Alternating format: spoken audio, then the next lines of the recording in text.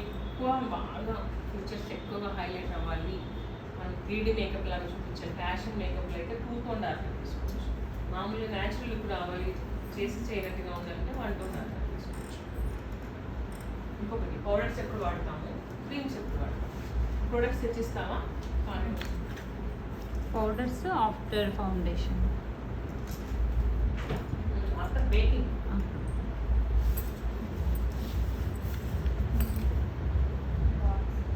After baking.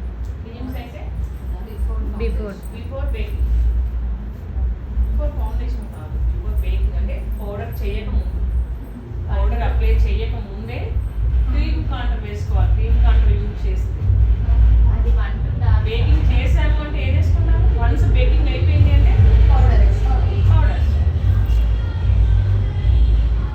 ఇది వచ్చేసి సాఫ్ట్గా ఉంటుంది, సాఫ్ట్ లుక్, న్యాచురల్ లుక్ ఉంది. ఇది వచ్చేసి మనకి షార్ప్ లుక్ కనిపిస్తుంది.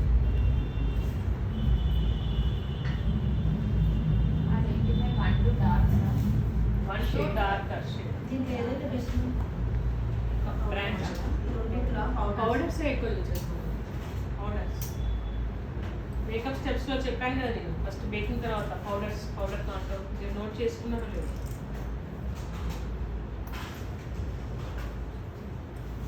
చల్లగా ఉంది.